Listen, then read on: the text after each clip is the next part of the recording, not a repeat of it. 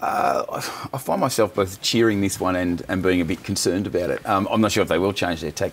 It's going to be, they've been making up rubbish for years. And I think about Leighton Hewitt and Beck Hewitt and the sort of absolute garbage that they have to put up with.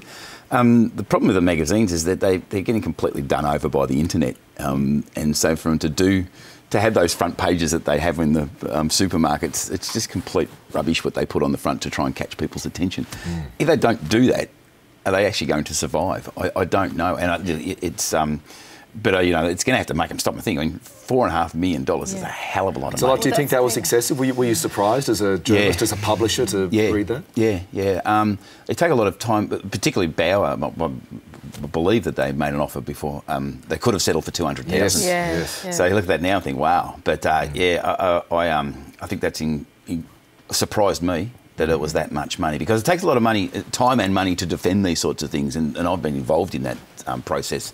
But to get to that point where it's $4.5 million is wow. Now, Dolly, you come into this conversation as a participant of the confab, but also sadly as a victim. You have been pilloried by magazines. We can bring up one of the latest Women's Day magazines. There you go, and revealing, and it's all true. Sadly, I was going to say it's all too true, wouldn't it? Outrageous demands you make every time you appear on News Breakfast. A range of other.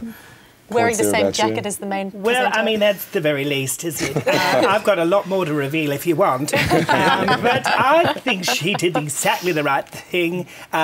She actually asked for $7 million, didn't she? Yeah. And I think they write a lot of trash. And why shouldn't they be brought to task on it? It's absolute rubbish.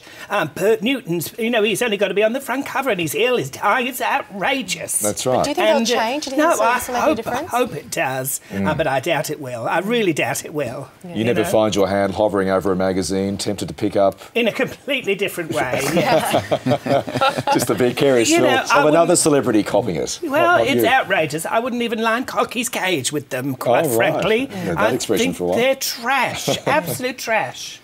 Thank you. Isn't that your guilty pleasure, though, reading the... Yeah, well, I do. No, you don't buy them, though. No, I get them through other sources. There you go. Yeah, when they're left in the airplane or in the top. This is good. But the thing is, they still exist. They're still publishing. Yeah. They're still there. They're still sitting in particularly in supermarkets. They're still there. So someone buys them. I don't mind a bit of gossip, but I don't like the lies. The lies, straight lies, exactly. Lying, I don't like. Yeah, that's so true, and it applies to certain websites that we won't name as well. People being roped into untrue stories. Name them all. How big's the ABC's defamation budget?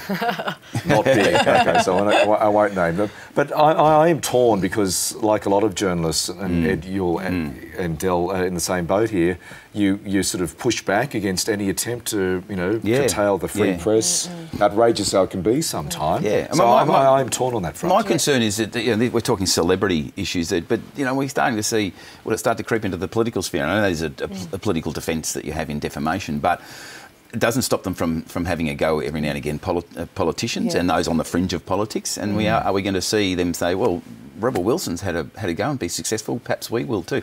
And that's a real concern because that could really sort of stymie free speech. Ed, I think it goes back to the point you were making earlier. Yes, it's a record defamation payout, but at the same time, think about the demand for these magazines. As long as these magazines are going to keep making millions and multi-millions of dollars, what's really $4.5 million?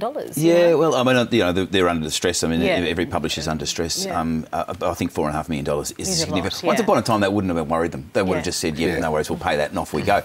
It's interesting that the time when they're probably under the most stress financially is the time that the biggest payout arrives. So if it happened 15 years ago, that sort of payout wouldn't have actually concerned them too much. We all believe in free speech, but lies are lies. Lies are lies. It's complete rubbish. And isn't she giving that money away anyway? Yes, to charities. Good on her. I'd more power to the woman. Before we move on to our next chat point, if we can bring that cover, that outrageous cover concerning you again, it's all true. Some of the riders you make, I mean, demanding tequila at 8:30 in the morning before your appearance, I just find it outrageous. Well, we all like to get liquored up, don't we? I mean, just a little, it takes the edge off, and I think it'd be good for your throat. Yes, I think yes.